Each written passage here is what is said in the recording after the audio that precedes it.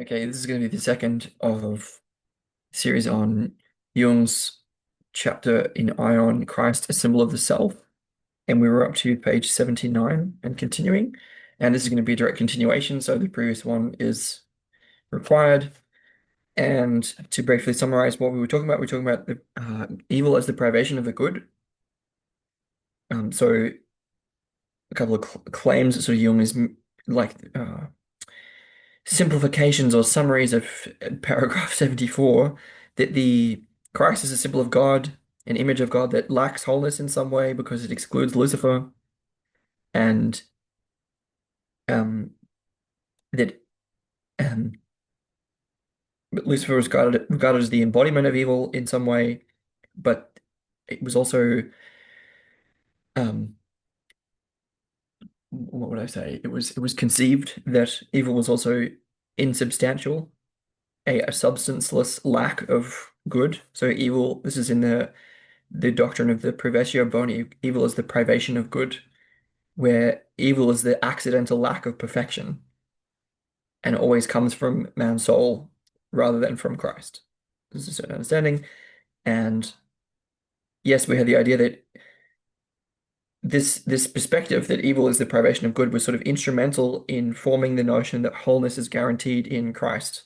So if one were to put pressure on the notion of evil as the privation of good, for example, with reference to the empirical evidence of the reality of evil, as manifested for Jung in World War II, then it could cast into doubt the assessment that wholeness is guaranteed in Christ. And we're moving from that point.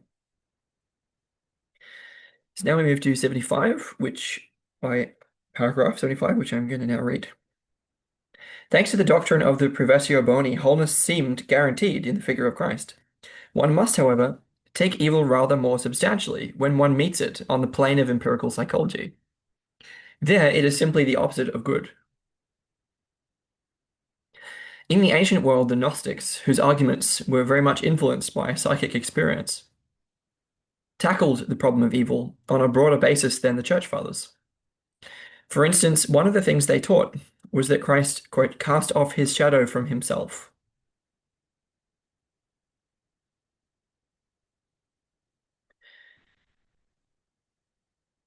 It's from Irenaeus, who Irenaeus records the Gnostic teaching that when Christ, as the demiurgic Logos, created his mother's being, he, quote, cast her out of the pleroma. That is, he cut her off from knowledge. For creation took place outside the pleroma, in the shadow and the void. It goes on, according to Valentinus, Christ did not spring from the aeons of the pleroma, but from the mother who was outside it. She bore him, he says, quote, not without a kind of shadow, but he, being masculine, cast off the shadow from himself and returned to the pleroma. While his mother, quote, being left behind in the shadow and deprived of spiritual substance, they gave birth to the real demiurge and pancocrator of the lower world.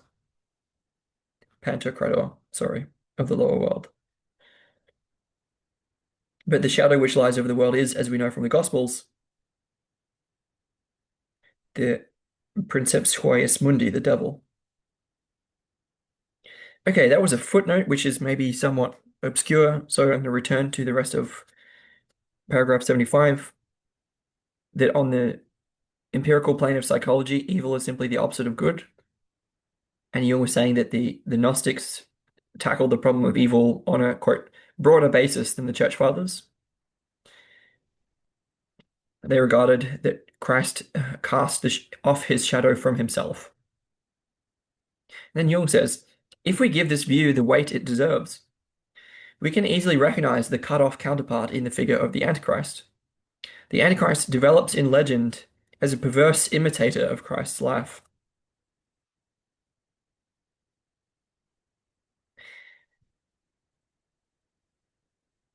He is an imitating spirit of evil who follows in Christ's footsteps, like a shadow following the body.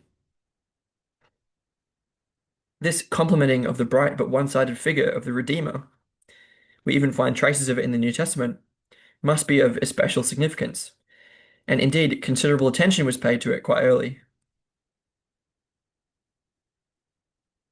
Okay, so then there are going to be then several implications that come from this series of statements by Jung. So according to Jung, sort of empirically speaking, evil is the opposite of good rather than the privation of good. And this recognition, according to Jung, he calls this an empirical recognition. This casts the wholeness of Christ into question. So he's saying that the Gnostics took the reality of evil a little bit more seriously than the Church Fathers did. And Jung is sympathetic to this Gnostic point of view. I think we could then say one doesn't necessarily have to support Gnosticism, which can be criticized in different ways, validly, in order to not agree with the notion that evil is the privation of good.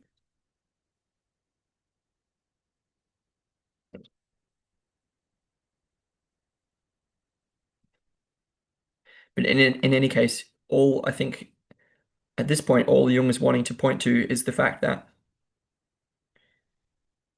the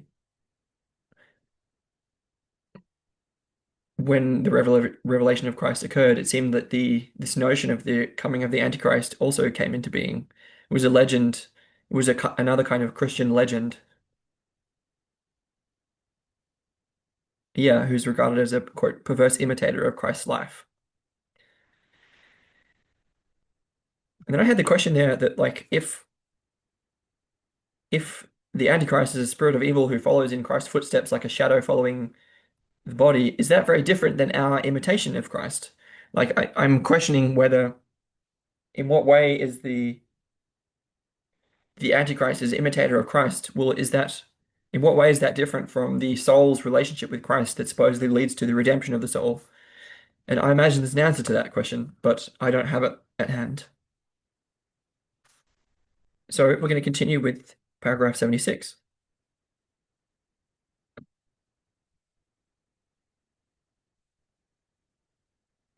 If we see the traditional figure of Christ as a parallel to the psychic manifestation of the self,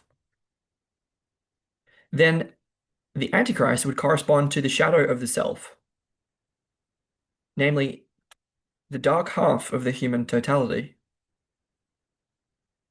which ought not to be judged too optimistically. So far as we can judge from experience, light and shadow are so evenly distributed in man's nature that his psychic totality appears, to say the least of it, in a somewhat murky light. The psychological conception of the self, in part derived from our knowledge of the whole man, but for the rest depicting itself spontaneously in the products of the unconscious, as an archetypal quaternity, bound together by inner antinomies, cannot omit the shadow that belongs to the light figure. For without it, this figure lacks body and humanity.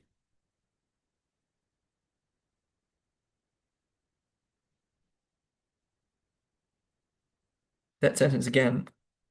The psychological concept of the self, in part derived from our knowledge of the whole man, but for the rest depicting itself spontaneously in the products of the unconscious as an archetypal quaternity bound together by inner antinomies, cannot omit the shadow that belongs to the light figure. The psychological concept of the self cannot omit the shadow that belongs to the light figure, for without it, this figure lacks body and humanity. In the empirical self, light and shadow form a paradoxical unity. In the Christian concept, on the other hand, the archetype is hopelessly split into two irreconcilable halves, leading ultimately to a metaphysical dualism, the final separation of the kingdom of heaven from the fiery world of the damned. Okay, so again, there's a lot that's just been presented. So Jung is saying that for him, Christ is a symbol of the self. He sees it as a, quote, parallel to the psychic manifestation of the self. And then he's arguing that both Christ and the self each have a shadow. The shadow of Christ being the Antichrist, and the shadow of the self being the sort of dark half of the human totality. And Jung is arguing that in each case, these dark halves are not insubstantial. They're not simply the privation of good, but they have a reality in their own right and ought not to be, quote, judged too optimistically.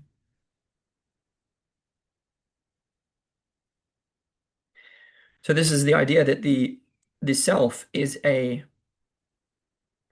uh, center of the personality. It's a center of consciousness that is both between both conscious and unconscious, in distinction, for example, to the ego, which is a center of consciousness that's only within consciousness.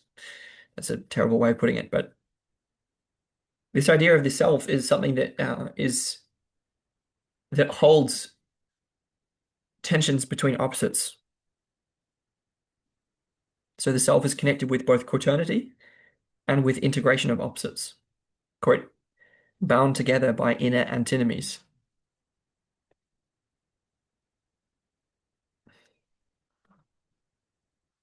Jung's also saying that without this shadow,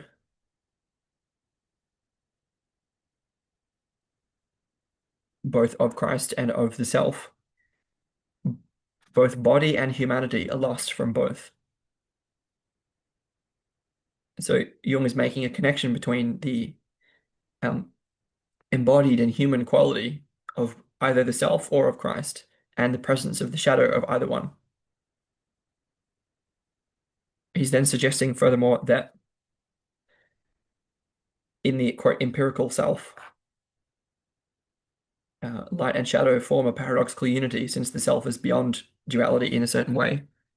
But he observes that in the Christian concept of the symbol of wholeness that is Christ, there's the split between the Christ and Antichrist. And he suggests that this leads to a kind of metaphysical dualism which separates the kingdom of heaven, where souls are redeemed by their connection with Christ up into heaven, from the fiery world of the damned, from hell. So he's suggesting that this division, this split between the Christ and the Antichrist, leads to this division between heaven and hell.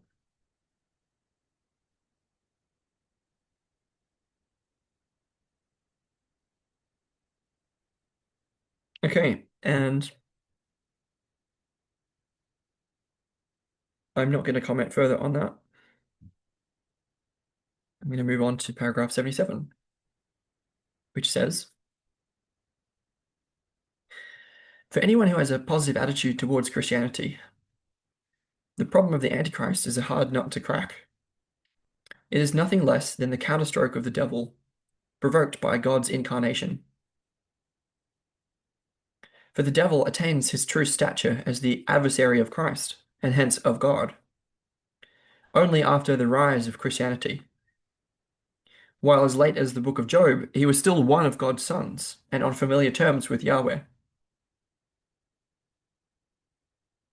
Psychologically, the case is clear, since the dogmatic figure of Christ is so sublime and spotless that everything else turns dark beside it. It is, in fact, so one-sidedly perfect that it demands a psychic complement to restore the balance. This inevitable opposition led very early to the doctrine of the two sons of God, of whom the elder was called Satanael. The coming of the Antichrist is not just a prophetic prediction, it is an inexorable psychological law, whose existence, though unknown to the author of the Johannine epistles, brought him a sure knowledge of the impending enantiodromia, conversion to the opposite.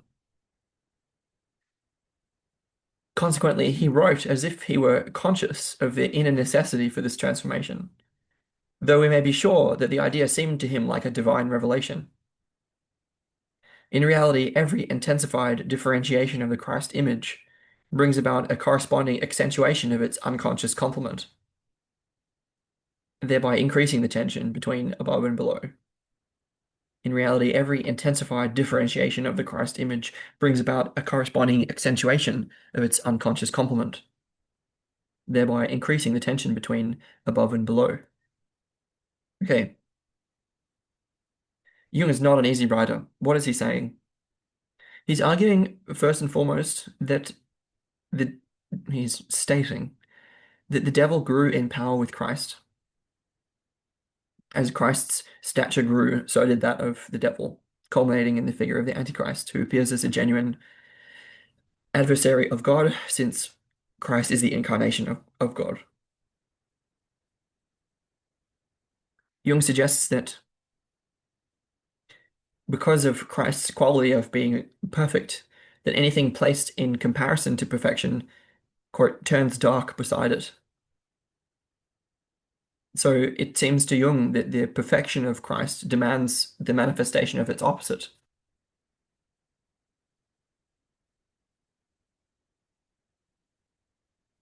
The idea would be that as soon as Christ was endowed with a certain description or quality, for example, that of perfection, that the manifestation of this characterization demanded the manifestation of the opposite characterization, which appears in the figure of the Antichrist. And this is why Jung suggests that the quote coming of the Antichrist is a kind of psychological law, because the idea is that if one thing appears, then its opposite is also bound to appear.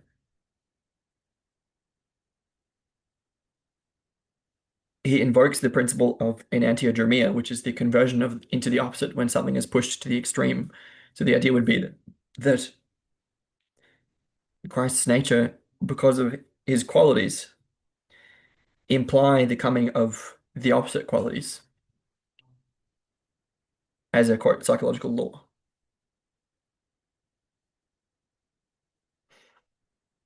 And the early Johannine epistles may not have known this consciously, but rather this knowledge may have appeared to him as a revelation, the author. And so Jung is also then saying that as the Christ image has become more and more embodied over 2,000 years, the tension has grown.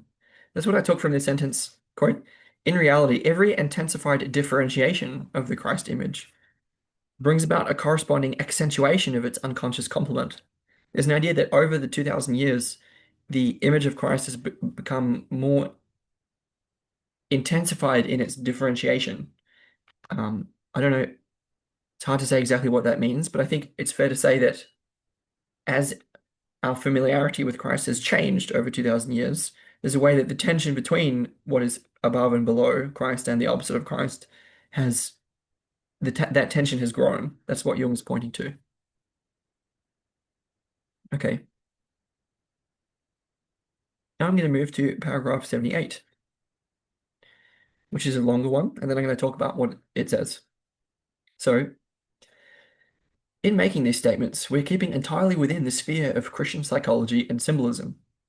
A factor that no one has reckoned with, however, is the fatality inherent in the Christian disposition itself, which leads inevitably to a reversal of its spirit. Not through the obscure workings of chance, but in accordance with psychological law. The ideal of spirituality striving for the heights was doomed to clash with the materialistic, earthbound passion to conquer matter and master the world. This change became visible at the end of the Renaissance. Sorry, at the time of the Renaissance. This change became visible at the time of the Renaissance. The word means rebirth, and it referred to the renewal of the antique spirit. We know today that the spirit was chiefly a mask. It was not the spirit of antiquity that was reborn, but the spirit of medieval Christianity that underwent strange pagan transformations, exchanging the heavenly goal for an earthly one, and the vertical of the Gothic style for a horizontal perspective. Voyages of discovery, exploration of the world and of nature.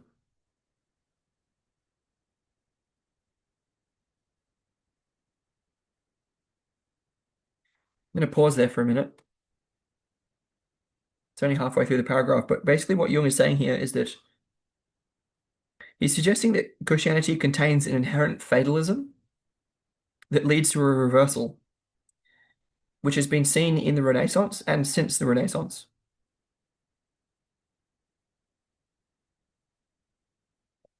So he's arguing that there's an inherent fatalism contained within Christianity that leads to a reversal of its orientation So he's saying that this orientation was the idea of a spirituality which was striving for the heights, which upon the manifestation of the reversal leads to the manifestation of this quote materialistic earthbound passion to conquer matter and master the world.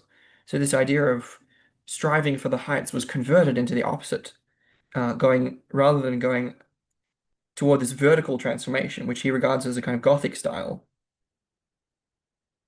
This is exchanged for a quite horizontal perspective, which is more oriented toward voyages of discovery and exploration of the world and of nature, which Jung thinks we see in the Renaissance and since the Renaissance. So he regards this as not as a Christian renewal, but as an anti-Christian one. So it's not that the spirit of Christianity was renewing itself, but that the original spirit was compensated or exchanged for the spirit which is in some way opposite.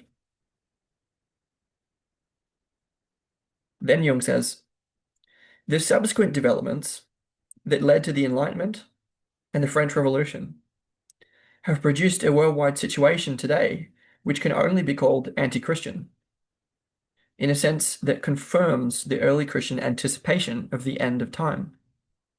It is as if, with the coming of Christ, opposites that were latent till then had become manifest, or as if a pendulum had swung violently to one side and were now carrying out the complementary movement in the opposite direction.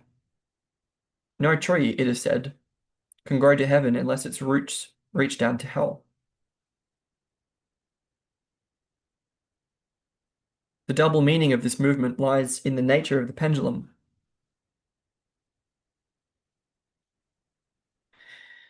Christ is without spot, but right at the beginning of his career, there occurs the encounter with Satan, the adversary, who represents the counterpole of that tremendous tension in the world psyche, which Christ's advent signified.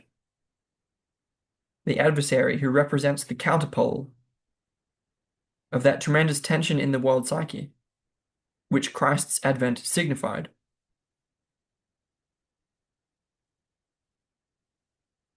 Here is the mystery of iniquity that accompanies the Son of Justice, as inseparably as the shadow belongs to the light. In exactly the same way, so the Ebionites and Euchites thought that one brother cleaves to the other. Both strive for a kingdom, one for the kingdom of heaven, the other for the principalities of this world. We hear of a reign of 1,000 years and of a coming of the Antichrist, just as if a partition of worlds and epochs had taken place between two royal brothers. The meeting with Satan was therefore more than mere chance. It was a link in the chain.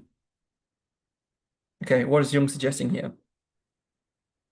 First of all, he was suggesting that the situation today is an anti-Christian situation, and that this anti-Christian situation has developed as a compensation for the direction in which Christianity went since the time of the Renaissance, that we've seen through the Enlightenment and the French Revolution to the worldwide situation today, which Jung describes as anti-Christian.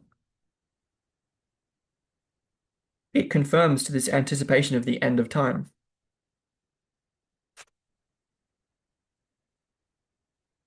And we could regard that as the end of eternal time, the end of kairotic time for the prevalence of the chronological. So the everyday, the mundane, and the linear sense of time is in some sense the end of eternal time. That would be one way of understanding it. It also confirms the end of time in the sense of, for example, the world situation. Like it's, if you want to, something that can confirm the end of time, that's about as close as you're probably going to get. Okay, and so then Jung is saying that the coming of Christ, his manifestation, allowed certain opposites that were dormant or latent within the unconscious to become manifest. So the idea is that although the revelation of Christ may be a symbol of the self in the sense of wholeness and the reconciliation of opposites, it's also possible that his manifestation in incarnated form precipitated certain opposites that could not be resolved in that figure. And Jung is saying that this is what we see in opposites that were late until then had become manifest. That's what we see in this opposite swing in the different direction that's carrying out a complementary movement. So the idea is that although the revelation of Christ, his presence was able to uh, unite certain opposites into this symbol of wholeness, he at the same time was maybe incarnating one side of a certain duality, the other side of which we see in the initial encounter with Satan as the adversary who accompanies Christ the whole way. It could not be included within um, the Christ image. And so Jung is arguing that the advent of Christ signifies a tension within the world psyche. So this is again the idea is that there's a quote unquote, let's say collective unconscious. There is the humanity can be collectively regarded as having a total mind, which we can call the world psyche, that we can identify a tension within at certain moments, one of them being the advent of Christ.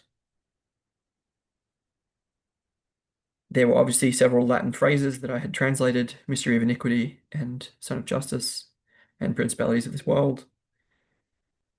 Yes, and so here we have the idea that each of these different characters, this is the idea of this duality of Christ and Antichrist, are like light and darkness, light and shadow, that they go together in the same way, and that each of them has a kind of uh, vision of heaven. Christ is striving for his own utopian vision, the vision of heaven, and the Antichrist is striving for the principalities of this world, which is a different kind of vision. So they strive for different kinds of kingdoms.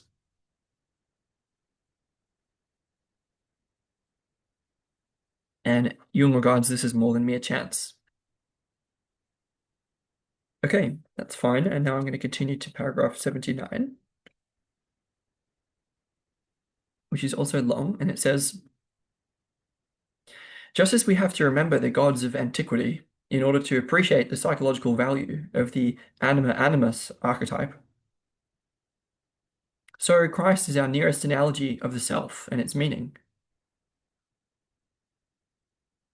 It is naturally not a question of a collective value artificially manufactured or arbitrarily awarded, but of one that is effective and present per se, and that makes its effectiveness felt whether the subject is conscious of it or not.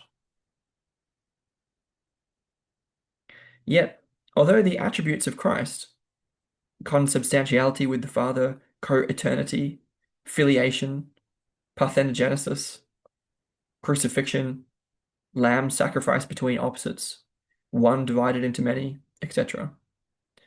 Although the attributes of Christ undoubtedly mark him out as an embodiment of the self, looked at from the psychological angle, he corresponds to only one half of the archetype. The other half appears in the Antichrist. The latter is just as much a manifestation of the self, except that he consists of its dark aspect. Both are Christian symbols, and they have the same meaning as the image of the Savior crucified between two thieves. This great symbol tells us that the progressive development and differentiation of consciousness leads to an ever more menacing awareness of the conflict and involves nothing less than a crucifixion of the ego, its agonizing suspension between irreconcilable opposites.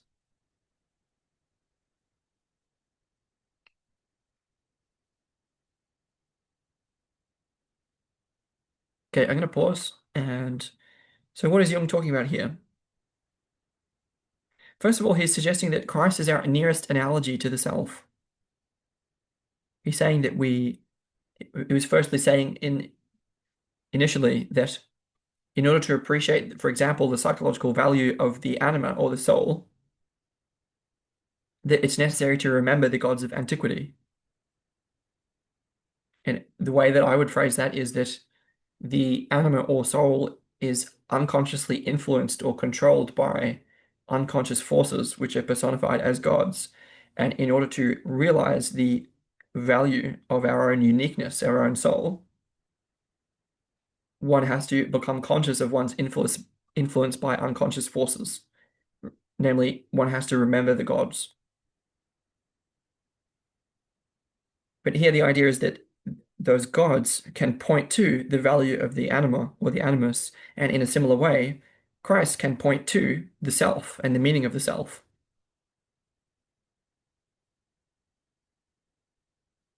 And Jung had a further idea that the value that was um, ascribed to Christ is not a value like the fact that Christ points to the self is not something that's manufactured or quite arbitrarily awarded, but it's one that's sort of inherently present, sort of effective and present per se.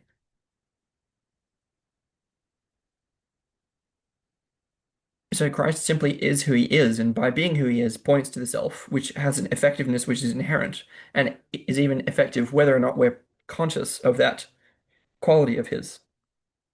Even without our consciousness of the fact that Christ points to the self, he still does so. Okay, so that's part of the significance of Christ. What more? Jung saying, despite the fact that that Christ points to the self as an analogy, and despite the fact that this undoubtedly marks him as an embodiment of the self, despite that fact, when one looks at Christ from a psychological angle, one can see that he corresponds to only half of the archetype. And that despite his inherent effectiveness at pointing to the self, even without our consciousness of that effectiveness, it's also true that the other half of the archetype appears in the Antichrist, who, according to Jung, is just as much a manifestation of the self, only a manifestation of its darker aspect, and that this is also a Christian symbol. So Jung is saying that the Antichrist is an equally valid manifestation of the self.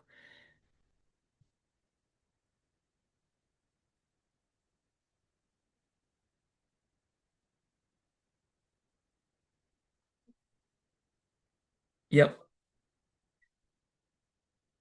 And so it's a sort of he's saying that Christ points to the self and the Antichrist points to the self. And this is similar to the symbolism of the Savior crucified between two thieves.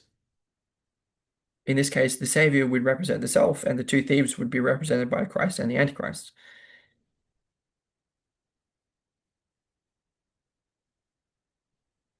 Yeah, and so Jung then says, as I quoted, this great symbol tells us that the progressive development and differentiation of consciousness leads to an ever more menacing awareness of the conflict and involves nothing less than a crucifixion of the ego. So it seems that the development of consciousness that went along with, let's just say, the modern condition, the human condition, went along with a crucifixion of the ego between these different pairs of opposites that are represented in the conflict between Christ and Antichrist. So Jung is saying that the development of consciousness led to an increased awareness of this inner conflict that is symbolized by the crucifixion of the ego, which feels agonizingly suspended between these irreconcilable opposites. So what he's saying is that the presence of this mythology, this battle between these light and dark forces, are a kind of symptom.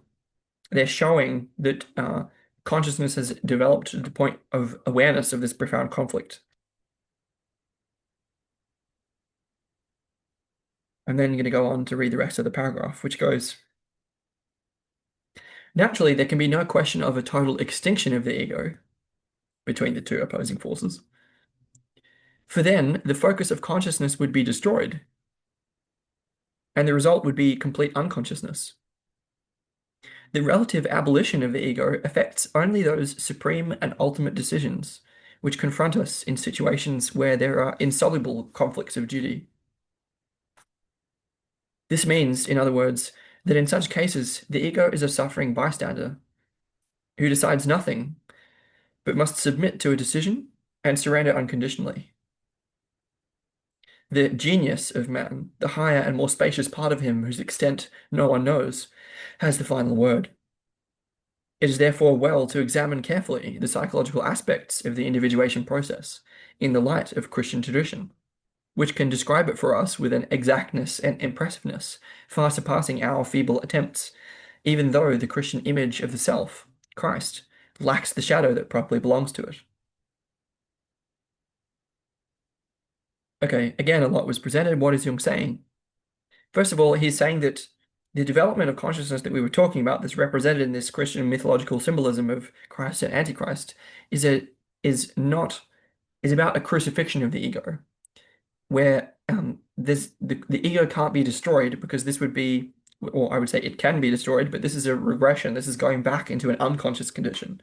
So the question is, because we're now more conscious, let's say, um, we're more aware of this inner conflict, and then what do we do about it? And then he's saying that, yeah, the solution is not the abolition of the ego. However, he is saying that despite this fact, despite the fact of this crucifixion between these polarities, that there are situations in which the ego, as we experience it, doesn't make decisions.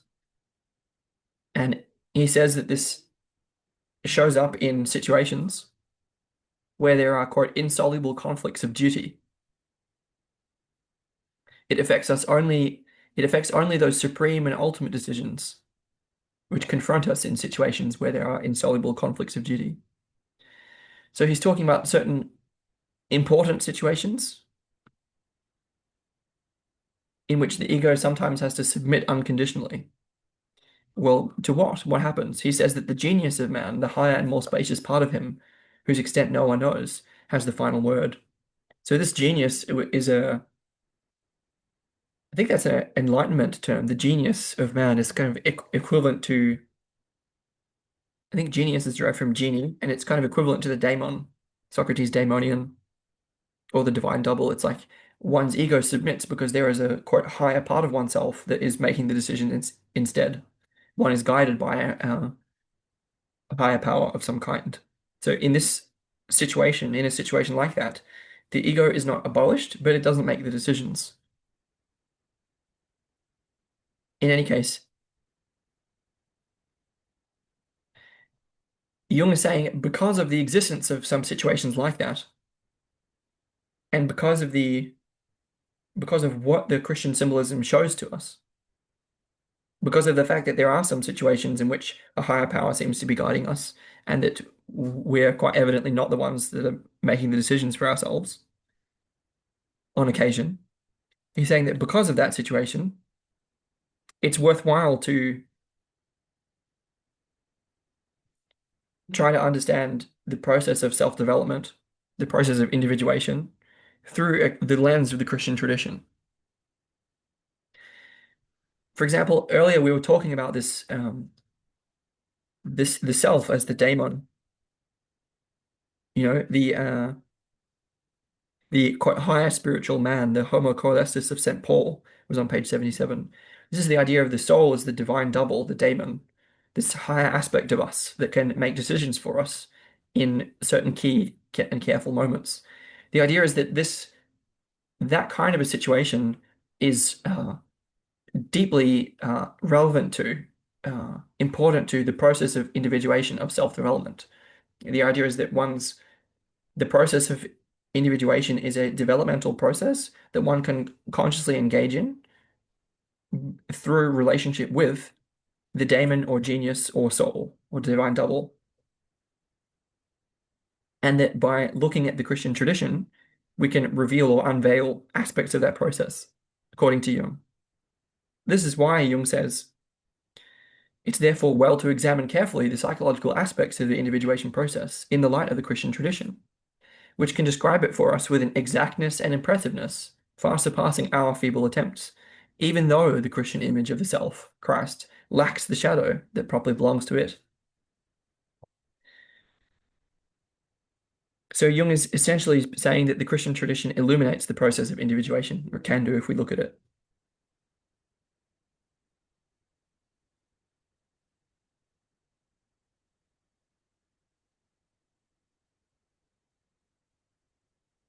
I'm not going to go into the footnotes because they are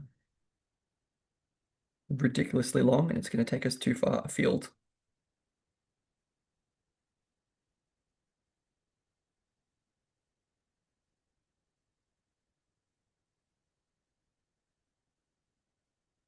So sorry to Origin, who gets quoted a lot in the footnote. But, okay, paragraph 80, which goes, so Jung is wanting to talk a little bit more about why Christ lacks this shadow.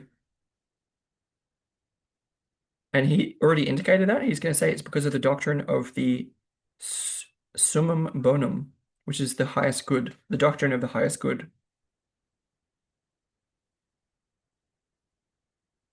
So Jung is about to make this connection between evil as the privation of good. So evil is substanceless and lacks an independent existence. There's a connection between that and this doctrine of the highest good. So Jung is going to argue that Christ lacks a shadow because God is regarded as the highest good. And so he says, on the topic of Christ lacking a shadow, the reason for this, as already indicated, is the doctrine of the summum bonum, the highest good. Irenaeus says very rightly in refuting the Gnostics that exception must be taken to the, quote, light of their father, because it, quote, could not illuminate and fill even those things which were within it, namely the shadow and the void. It seemed to him scandalous and reprehensible to suppose that within the pleroma of light there could be a darkless and formless void, a dark and formless void. For the Christian, neither God nor Christ could be a paradox. They had to have a single meaning, and this holds to the present day. No one knew, and apparently, with a few commendable exceptions, no one knows even now, that the hubris of the speculative intellect had already emboldened the ancients to propound a philosophical definition of God that more or less obliged him to be the summum bonum. A Protestant theologian has even had the temerity to assert that, quote, God can only be good. Yahweh could certainly have taught him a thing or two in this respect, if he himself is unable to see his intellectual trespass against God's freedom and omnipotence. This forcible usurpation of the highest good naturally has its reasons,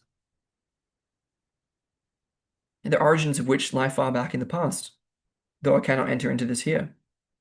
Nevertheless, it is the effective source of the concept of the privatio boni, evil is the privation of good, which nullifies the reality of evil, and can be found as early as Basil the Great, 330 to 379, and in Dionysius the Areopagite, second half of the 4th century, and is fully developed in Augustine.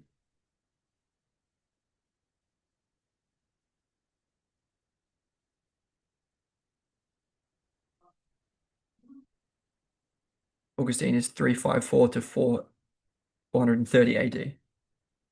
So now, what is Jung saying here? Okay.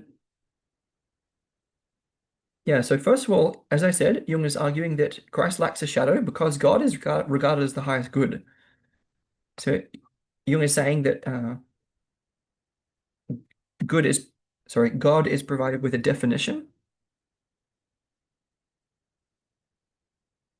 And so it was reprehensible and scandalous to these to early Christians, such as Irenaeus. It was not possible for the quote pleroma of light that is God to also contain a dark and formless void. Paradox was kind of unacceptable. God needed to have a single meaning.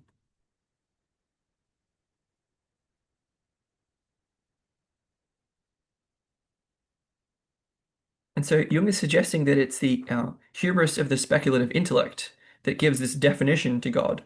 So Jung regards God as something that is beyond definition, beyond quality. So Jung regards it as a hubristic mistake to define God as, for example, all good or all powerful or all knowing or anything like that. And here, Jung is taking exception to the definition of God as all good. And the reason he's taking exception to it is because of his observations, first of all, his experiences, that God is distinctly not all good. And he's also saying that there is an empirical reality not only of God as not all good, but there's an empirical reality of evil.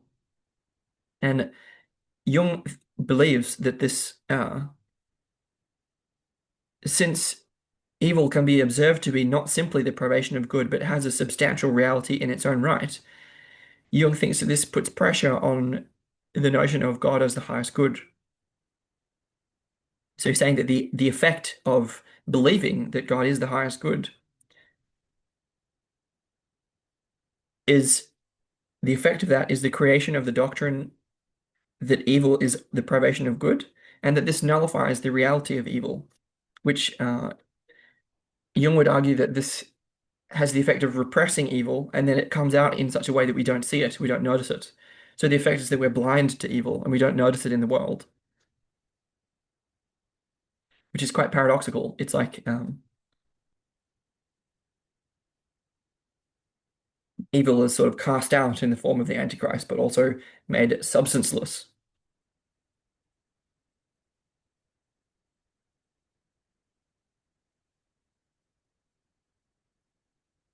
Yeah, so I've summarized Jung's position here.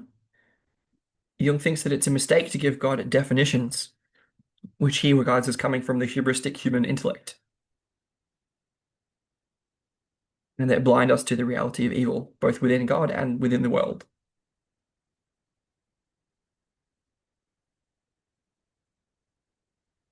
Okay, now paragraph 81, which is very short. It says, the earliest authority of all for the later axiom that all good comes from God and all evil comes from man is Tatian in the 2nd century, who says, quote, nothing evil was created by God. We ourselves have produced all wickedness.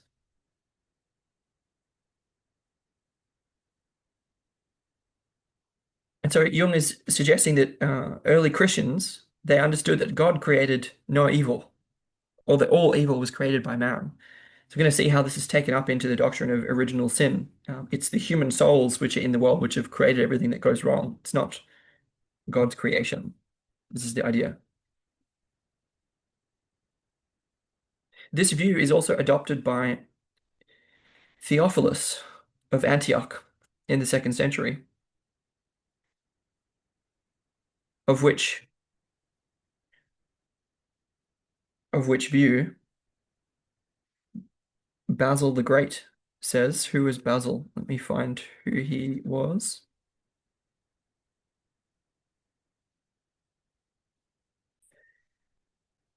Basil the Great from 330 to 379 AD is an early Christian who says, you must not look upon God as the author of the existence of evil, nor consider that evil has any subsistence in itself. For evil does not subsist as a living being does, nor can we set before our eyes any substantial essence thereof. For evil is the privation of good, and thus evil does not inhere in its own substance, but arises from the, quote, mutilation of the soul. Neither is it uncreated, as the wicked say who would set up evil for the equal of good, nor is it created. For if all things are of God, for if all things are of God, how can evil arise from good?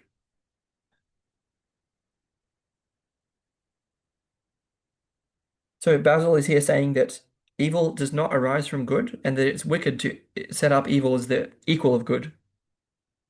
Basil is instead saying that evil arises from the mutilation of the soul. Jung says, another passage sheds light on the logic of this statement. In the second homily of the Hexameron, Basil says, quote, it is equally impious to say that evil has its origin from God, because the contrary cannot proceed from the contrary. Life does not engender death. Darkness is not the origin of light. Sickness is not the maker of health. Now, if evil is neither uncreated nor created by God, whence comes its nature? That evil exists, no one living in the world will deny. What shall we say then? That evil is not a living and animated entity, but a condition of the soul opposed to virtue, proceeding from light-minded persons on account of their falling away from good. Each of us should acknowledge that he is the first author of the wickedness in him. Okay, so this was Basil's statement, and that comprised Basil is suggesting that evil is not the opposite of good. Basil is saying that God is good and that evil cannot arise from God because God is good. And Jung thinks that this view is misguided and is hence going to comment on what Basil said. So Jung says, the perfectly natural fact that when you say high, you immediately postulate low is here twisted into a causal relationship and reduced to absurdity, since it is sufficiently obvious that darkness produces no light and light produces no darkness.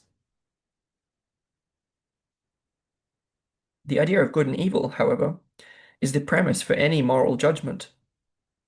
They are a logically equivalent pair of opposites, and as such, the sine qua non of all acts of cognition. From the empirical standpoint, we cannot say more than this. And from this standpoint, we would have to assert that good and evil being coexistent halves of a moral judgment do not derive from one another, but are always there together.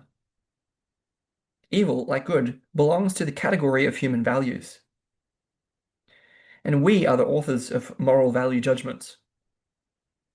But only to a limited degree are we authors of the facts submitted to our moral judgment. These facts are called by one person good and by another evil.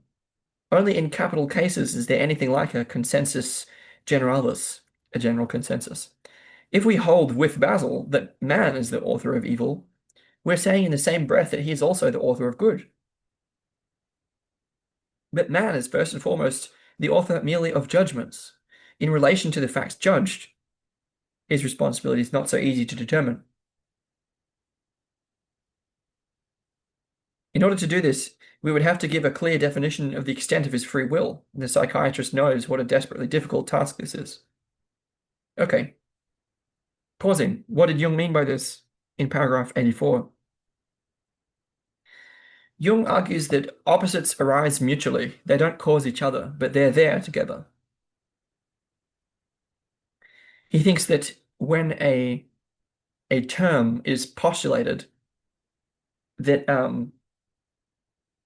that any term is a description or a judgment or a quality. It's an observation of something. It's saying this is like this, and he's saying that when we suggest one quality, one definition, one term, we're implying the opposite. As Jung says, when you say high, you immediately postulate low.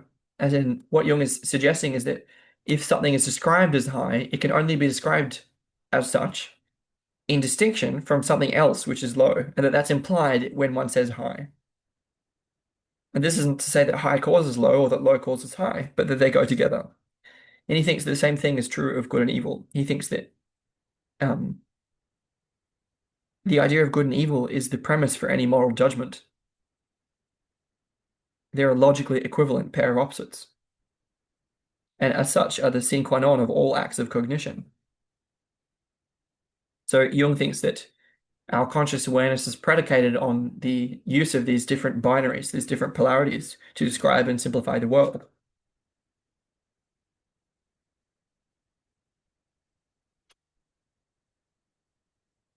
So any judgment, according to Jung, is by definition a kind of moral judgment and depends upon the notion of good and evil.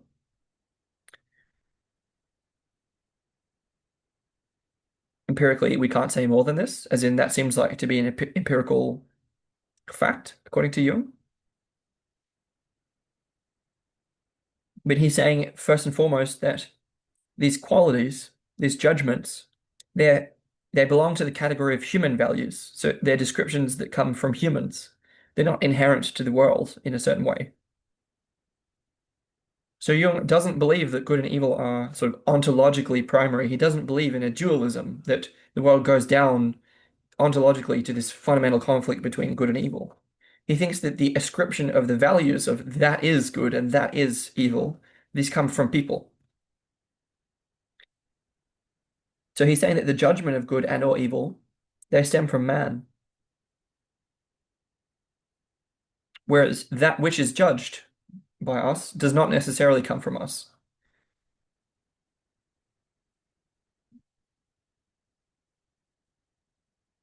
That's why he says, in relation to the facts judge, his responsibility is not so easy to determine. We're not sure how much responsibility we have for the way that things are before we then judge it. And he's saying that in order to assess how much responsibility we have for the way that things are, independently of our judgments of the way that things are, in order to assess our responsibility, we need to assess our own free will. And that's a very difficult thing to do.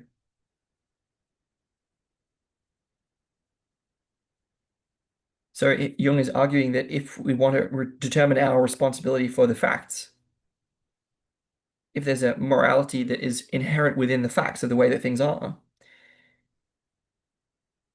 if we want to determine our own responsibility for those facts, we have to also determine our responsibility for our free will, and that it's near impossible to do that.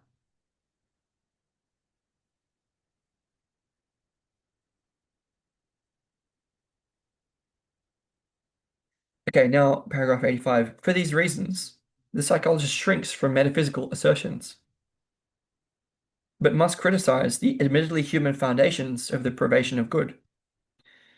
So Jung is saying he's not in a position as a psychologist to make a metaphysical judgment. He doesn't want to make the case that uh, the way that things are really is evil, and the way that things are really is good. It just is. It just is the way that it is. We don't know whether we're responsible for that or how responsible we are because we don't know how free we are.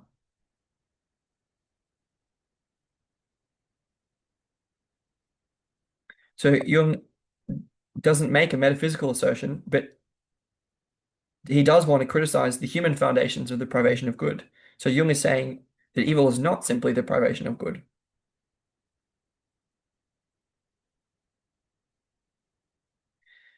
So he goes on. When, therefore, Basil asserts, on the one hand, that evil has no substance of its own, but arises from a mutilation of the soul, and if, on the other hand, he is convinced that evil really exists, then the relative reality of evil is grounded on a real mutilation of the soul, which must have an equally real cause. So Jung is saying, he's asking Basil, well, how is it that the soul can be mutilated? By the all-good God? So Jung is questioning uh, whether evil does not exist in this conception.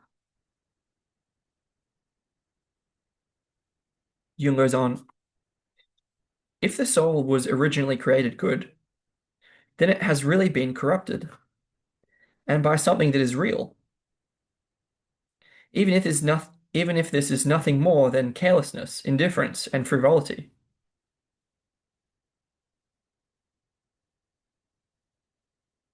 When something, I must stress this with all possible emphasis, is traced back to a psychic condition or fact, it is very definitely not reduced to nothing, and thereby nullified, but is shifted onto the plane of psychic reality, which is very much easier to establish empirically than, say, the reality of the devil in dogma, who, according to the authentic sources, was not invented by man at all, but existed long before he did.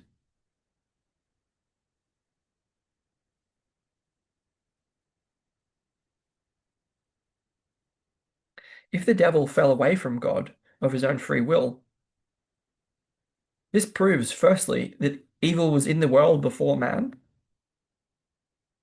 and therefore that man cannot be the sole author of it. And secondly, that the devil already had a mutilated soul, for which we must hold a real cause responsible.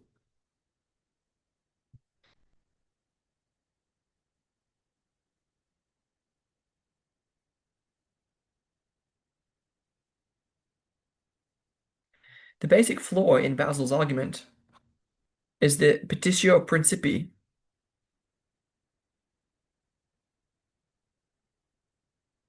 Just going to find what that means.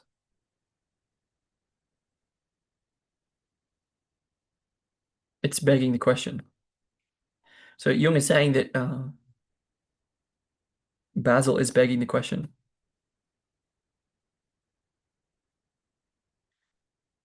So Jung is saying that Jung says that Basil is arguing that evil has no independent reality, and to verify that, Basil is saying, look, see that evil has no independent reality, which is kind of begging the question.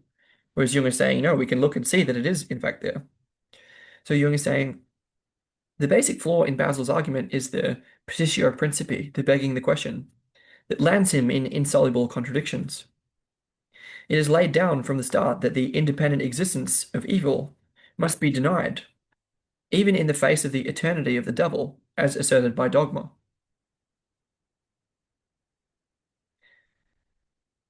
The historical reason for this was the threat presented by Manichaean dualism. This is especially clear in the treatise of Titus of Bostra, circa 370 AD, entitled Adversus Manichaeos, where he states in refutation of the Manichaeans that, so far as substance is concerned, there's no such thing as evil. Okay, that's paragraph 85. What is Jung suggesting here? Jung feels that there's a contradiction between the notion of evil as the privation of good and the notion that evil does not exist or is substanceless.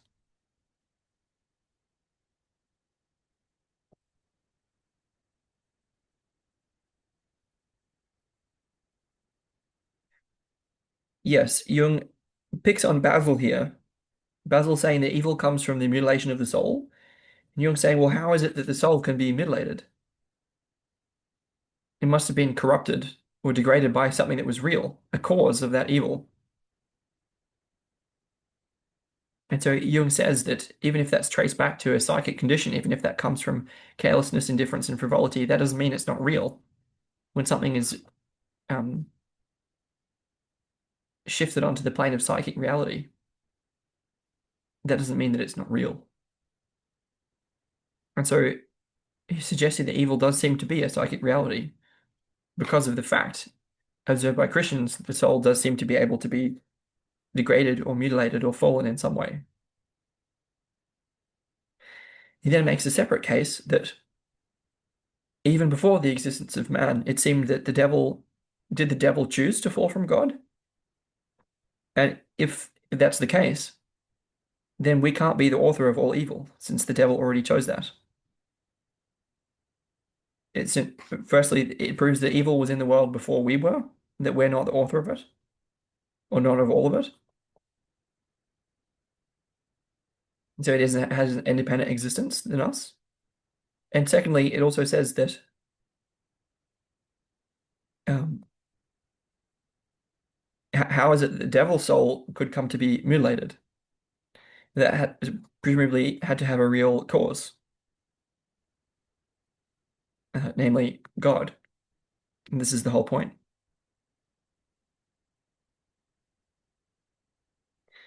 And so Jung thinks it's a contradiction that the independent existence of evil has to be denied, while the eternity of the devil has to be acknowledged, asserted. Somehow they're trying to hold both positions, and that seems impossible. And he suggests that the reason for this contradiction is because early Christians had to uh, get rid of the threat that was presented by an alternative religion that existed at the same time, namely Manichaean dualism. This Manichaean dualism is this a version of the split between light and darkness. And to separate themselves from this other religion, the Christians were saying, no, evil doesn't have an independent reality. It's just the all good God. That's what we need to focus on. So they had to assert that evil has no substance in order to defend the early church. So that gives a historical reason for this particular branch of the dogma.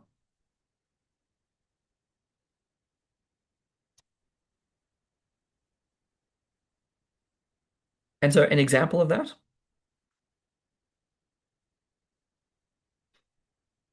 John Chrysos John Chrysostom from 344 to 407 AD uses instead of privation the expression of deviation or turning away from good. He says, quote, evil is nothing other than a turning away from good, and therefore evil is secondary in relation to good. So here the notion of evil as a deviation from the good. A different example, Dionysius the Areopagite gives a detailed explanation of evil in the fourth chapter of De Divinis Nominibus, which is a book, I guess. Evil, he says, cannot come from good, because if it came from good, it would not be evil. But since everything that exists comes from good, everything is in some way good. But, quote, evil does not exist at all. Okay, so this is the suggestion by Dionysius the Areopagite is that if evil came from good, it wouldn't be evil. And because everything comes from good, therefore evil doesn't exist.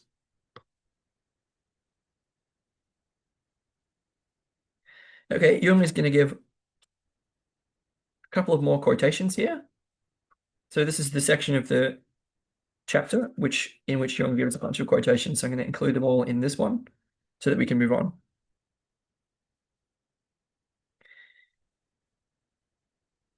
So there's another quote from Dionysius the Areopagite who says, evil in its nature is neither a thing, nor does it bring forth anything, nor does it bring anything forth. Evil does not exist at all, and is neither good nor productive of good. All things which are, by the very fact that they are good, and come from good. But insofar as they are deprived of good, they are neither good nor do they exist.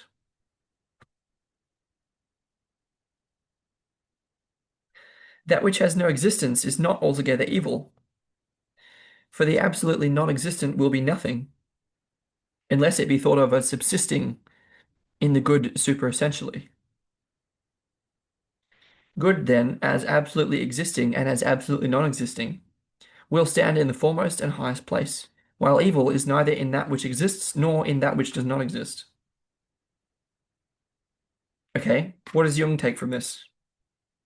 He says, these quotations show with what emphasis the reality of evil was denied by the Church Fathers.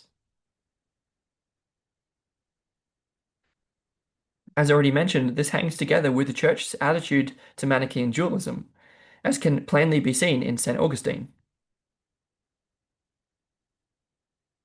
So he's saying that these quotes show how vehemently the notion that evil had an independent reality needed to be denied by the early church.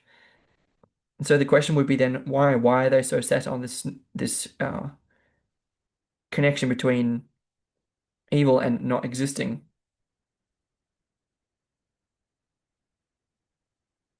Lacking substance. And he thinks the reason is because of their attitude to Manichaean dualism. They had to distinguish themselves from a different doctrine. And he thinks that we can see this in St. Augustine. And so he gives a quote about that.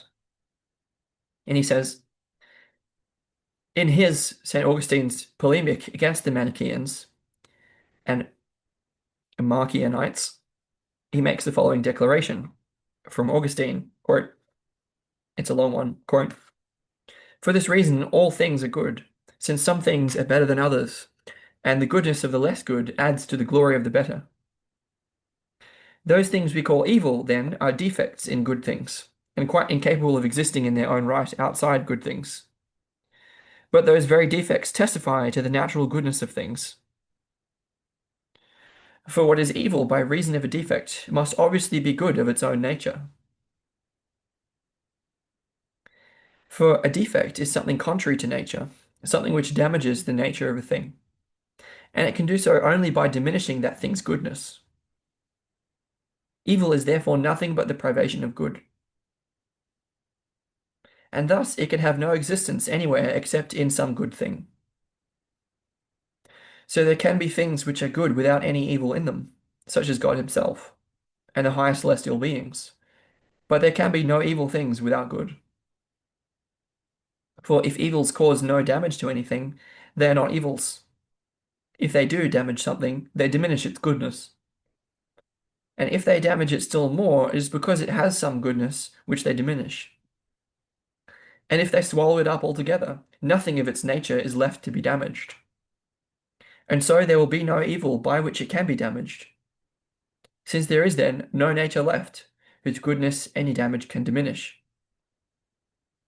Okay, that was from St. Augustine.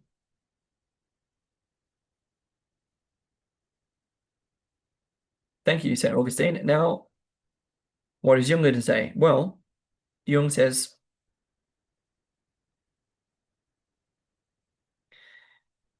slightly complex what Jung says. Jung says, the Liber Centenarium ex Augustinio, which is, I guess, another text, says, quote, evil is not a substance,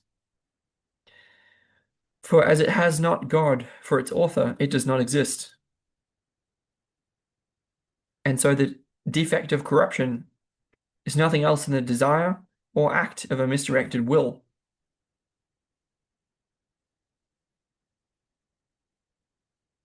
Augustine agrees with this when he says, quote, the steel is not evil, but the man who uses the steel for a criminal purpose, he is evil. So this is simply elaborating on the same theme, that evil is not a substance, that God is not the author of evil, that evil does not exist.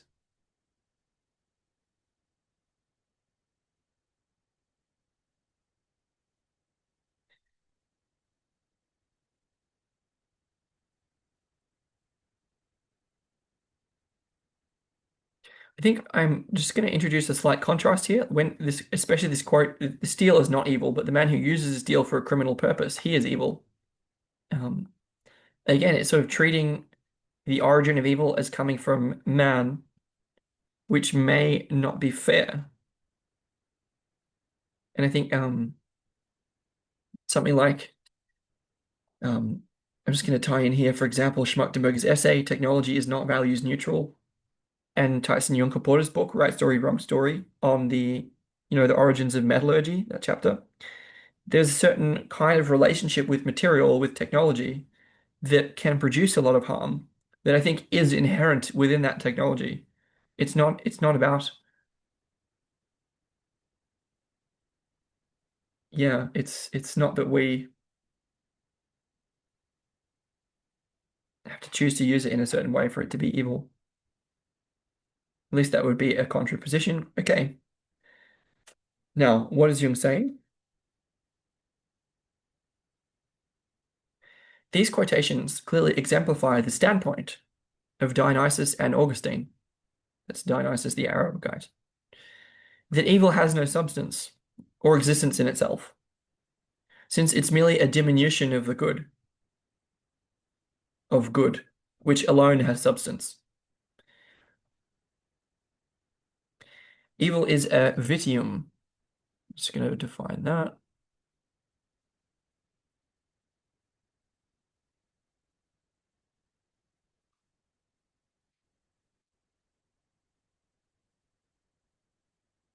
One second.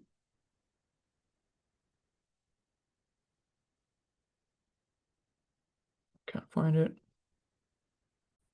It's Latin for defect. So evil is a defect, evil is a vitium, a bad use of things as a result of erroneous decisions of the will, blindness due to evil desire, for example. Okay, so this same view is shared by a number of different authors that we've discussed, including Basil the Great, um, including Dionysius the Areopagite, including St. Augustine, who are all early Christians concerned with distinguishing, also John Chrysostom, sorry for mispronouncing his name, but they're all sort of early Christians concerned with differentiating Christianity from Manichaean dualism, according to Jung. Okay, Jung then quotes Thomas Aquinas. Thomas Aquinas, the great theoretician of the church, says with reference to the above quotation from Dionysius, quote, one opposite is known through the other, as darkness is known through light. Hence also, what evil is must be known from the nature of good. Now we have said above that good is everything appetible, and thus, since every nature desires its own being and its own perfection, it must necessarily be said that the being and perfection of every created thing is essentially good. Hence, it cannot be that evil signifies a being or any form or nature, Therefore, it must be that by the name of evil is signified the absence of good. Evil is not a being, whereas good is a being. That every agent works for an end clearly follows from the fact that every agent tends to something definite. Now, that to which an agent tends definitely must needs be befitting to that agent, since the latter would not tend to it, save on account of some fittingness thereto. But that which is befitting to a thing is good for it. Therefore, every agent works for a good. Okay, that was a quote from St. Thomas Aquinas. Thank you, St. Thomas. Now, what does Jung have to say? Jung says, St. Thomas himself recalls the saying of Aristotle that, quote, the thing is the whiter, the less it is mixed with black. Without mentioning, however, that the reverse proposition, quote, the thing is the blacker, the less it is mixed with white, not only has the same validity as the first, but is also its logical equivalent. He might also have mentioned that not only darkness is known through light, but that conversely light is known through darkness. So Jung is suggesting that these church fathers, they deny logic as well as the empirical evidence of evil, and Jung takes exception to this. Jung thinks that they're making a one-sided argument.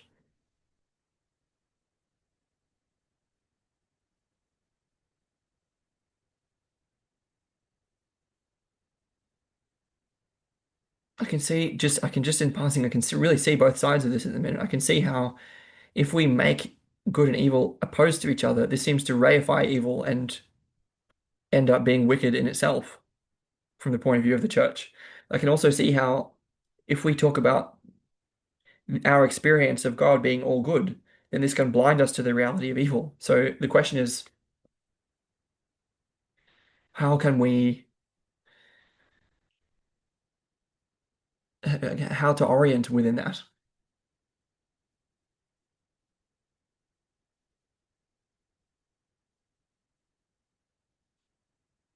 It seems to me that either position can be taken to um, error. I think what Jung is trying to do is hold the awareness of, like, he's wanting to, yes, evil is independently real and good because good and evil are opposites that go together always by definition. But he's not wanting to reify dualism in that. He's saying that these are simply judgments, and that if we can hold them within, rather than making an ontological or metaphysical claim, but simply make a psychological claim about the reality of such judgments in the world, that this can help us to manage evil, according to Jung. Anyway, I'm going to go a couple of more paragraphs because I'm about to get to a key break, and then I will pause. So, okay, so that was about St. Thomas. And again, Jung is taking exception to the logic as well as the logic of the church fathers, as well as their denial of the empirical evidence for evil. So he thinks that we need to be logical and that we need to admit the empirical evidence of evil. And then Jung says, as only that which works is real, so according to St. Thomas, only good is real in the sense of existing. His argument, however, introduces a good that is tantamount to convenient, sufficient, appropriate, and suitable. One ought therefore to translate omni agens agit propter bonum as every agent works for the sake of what suits it. That's what the devil does too, as we all know. He too has an appetite and strives after perfection, not in good but in evil. Even so, one could hardly conclude from this that his striving is essentially good. So here Jung is taking exception to St. Thomas' argument. Um, it's a little bit tricky. So um, he sort of Jung is set on disagreeing with St. Thomas here. And so Thomas is sort of trying to define what good and evil are about. And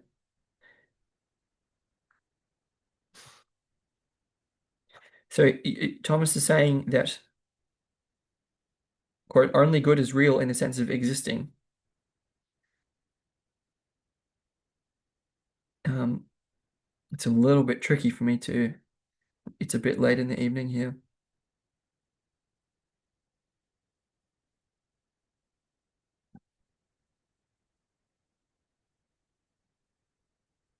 St. Thomas said that every agent works for an end clearly follows from the fact that every agent tends to something definite.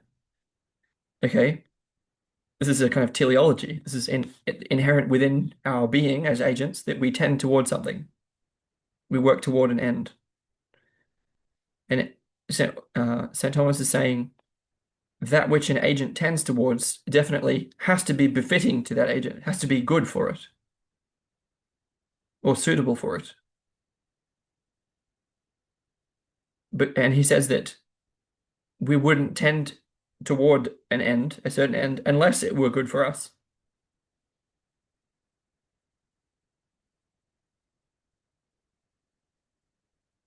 And he's saying that therefore, that which we strive for is a good. That which any agent works for is a good.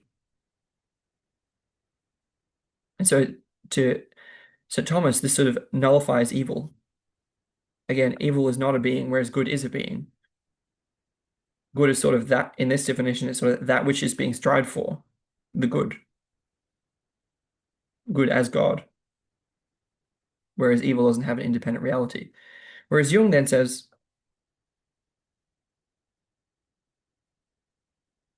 Jung is saying that, as Thomas is saying, that it seems that good is real in the sense of existing, yes, but that Thomas's argument seems to make good that which is convenient or sufficient or appropriate or suitable, and that we could therefore translate good instead as that we work for the sake of what suits us. Yeah, I think the question there is good to who? Good to whom? And this introduces the notion of a perspective. Is like the idea would be that to which we strive, can we regard it objectively as good just because we strive for it? Because St. Thomas's idea is that if we're working towards something, that thing has to be good because we're working toward it. Because we don't strive toward things that are not good for us. And I think Jung is saying, sure, well, the devil does that too. The devil strives for an end, which the question is the end to which the devil strives good for the devil? It depends from your perspective, probably. I think Jung is saying, yes, it is good from the devil's point of view. The devil too works for a certain end, namely the end of evil.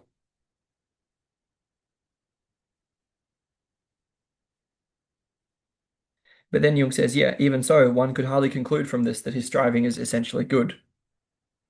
So Jung is then sort of making it obvious that we can't hang the reality of good or evil or their unreality on the fact that we're striving for something.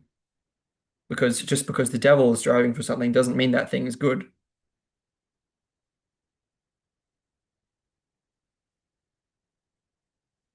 Again, I would say it probably depends on your point of view. Because I can see a point of view which says, well, maybe the devil as a character has a role to play in the world and that's why he's here, let's say. And who are we to make the objective judgment that it's not good that he strives for what he strives for? Um, but I think the answer to that is, well, we have to judge what to strive for and what not to strive for, and it's better to strive for the good. And we do make that judgment call. A little tricky, so I might simply move on. Jung basically is concluded by saying that yes, the devil strives for something and he strives for evil, but that doesn't mean that what he strives for is essentially good. So that which is good can't just be because we strive for it. And then Jung says, making another argument here, which we're just going to finish off. He says, obviously, evil can be represented as a diminution of good.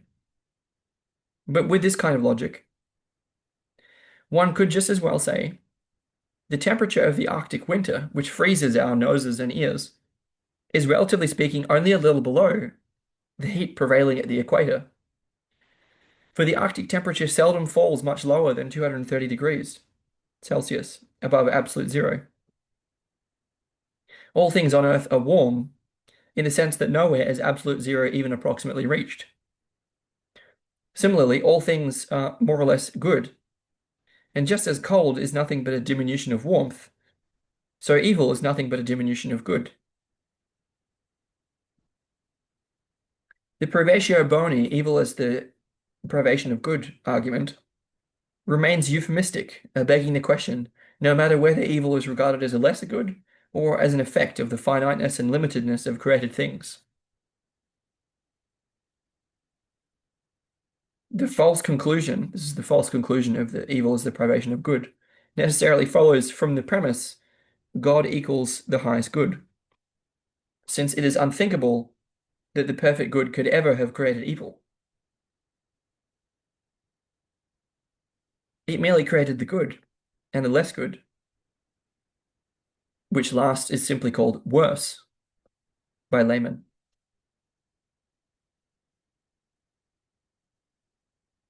Just as we freeze miserably despite a temperature of 230 degrees above absolute zero, so there are people and things that, although created by God, are good only to the minimal and bad to the maximal degree.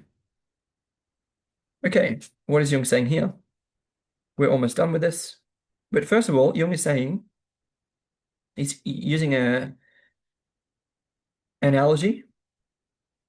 So it's possible that evil can indeed be represented as a diminution of the good, in the same sense that cold can be represented as a diminution of warmth.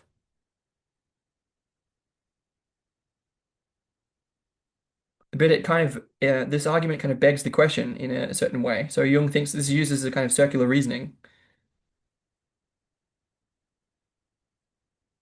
Um, and so Jung says that the false conclusion that evil is the privation of good, that stems from the fact the recognition that God is the highest good. Because he says that after this recognition, it becomes unthinkable that that good could have created evil.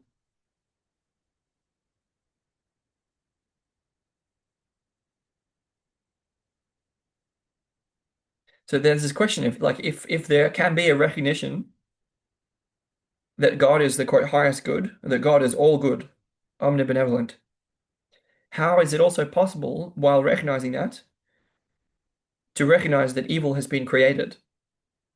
Is it possible to hold that tension?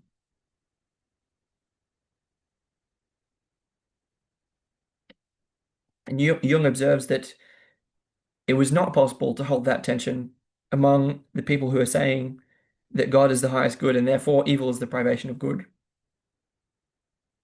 Jung thinks that this vitiates the independent existence of evil and that it blinds us to the good. It leads to a kind of absurdity where we say um, that evil is a diminishment of the good in the same way that cold is a diminishment of the warmth.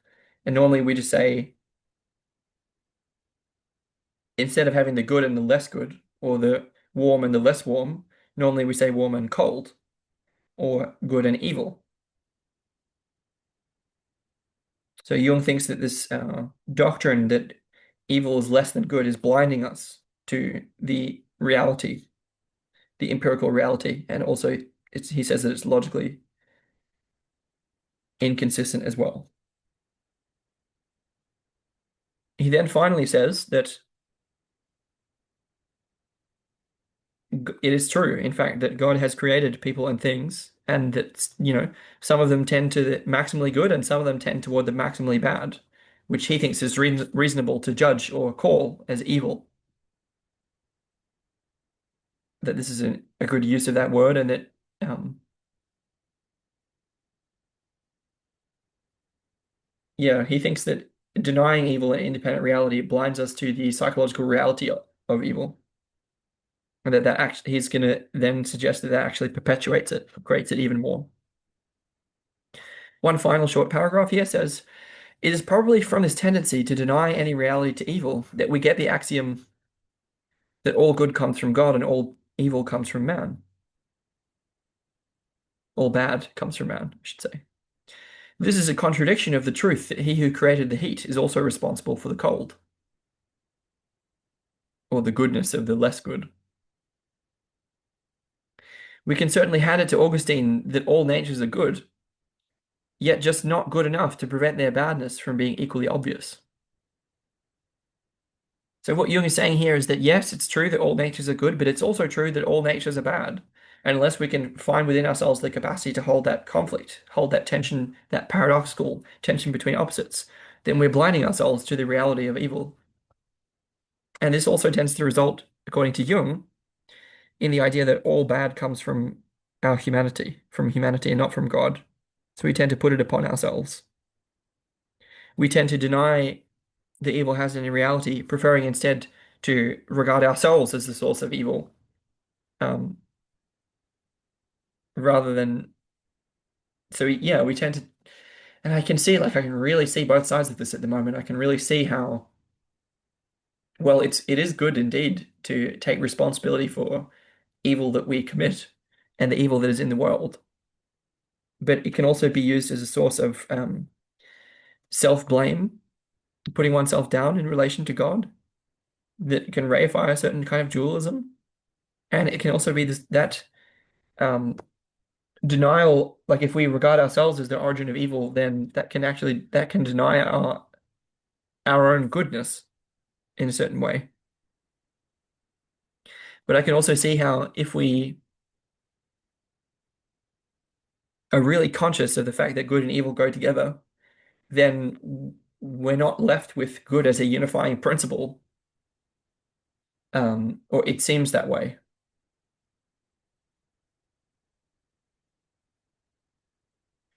Like if we want to observe the duality of good and evil from our judgment, out of our judgment of what is, then we would have to regard that what holds it all together, we can't regard it simply as good, because this is a quality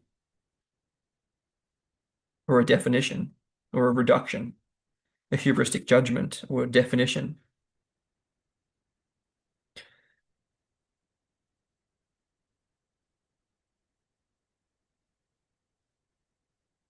So I think we can see if we're regarding two positions here, the mistake would be to create a reductionist position for either side. I want to take these two as different perspectives and be able to hold both. So if we can see, uh, then I would like do a foursquare of, hey, there are these two positions, and here's like the strongest version of it and a strong version of it, and here's what it doesn't do very well, and here's what it doesn't do very well, right? And so we have this idea that God is the highest good, and that's awesome. We can hold that perspective and see things from that point of view. And what that does is that it doesn't reify the reality of evil, um, but that instead it may have us run the risk of it may blind us to the reality of evil and cause us to not regard or ignore that which is evil because we're distracted by that which is good. And by contrast, if we have this perception, this empirical awareness that there is good and evil, this can run the risk of reifying a certain kind of dualism. Jung thinks it doesn't go that way. Jung thinks that regarding God as the all good and evil as a diminution of God is that's which creates this split between good and evil. But I think in reality it can go either way. Either one of these positions can be a source of metaphysical dualism,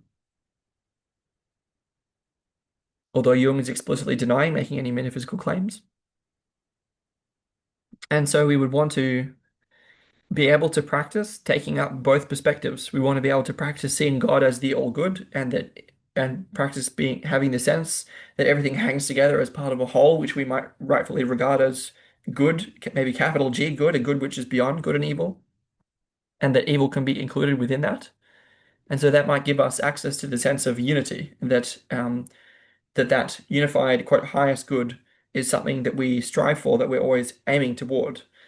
because we're aiming creatures. And I could recognize the value of that perspective for sure.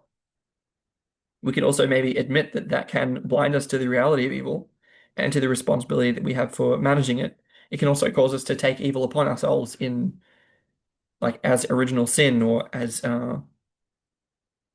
man as the origin of all evil. And that can be quite harmful. And so we could then explore from that point of view how to correct for that. And then we could also practice inhabiting the perspective of the independent substance reality of good and evil, and then recognize the risk that that get reified into a metaphysical dualism, but be conscious of the advantage that we get to see clearly evil in the world, and then hopefully be able to do something about it, rather than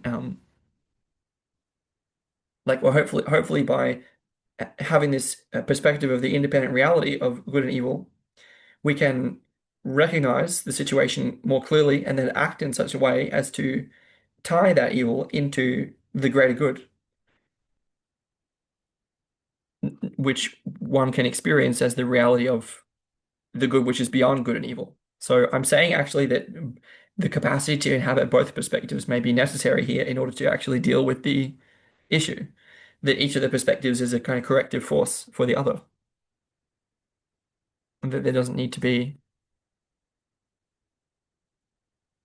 duality, opposition, conflict, although it's probably inevitable since it's probably inevitable that there is. But yeah, I will leave it there and then pick this up from paragraph 96.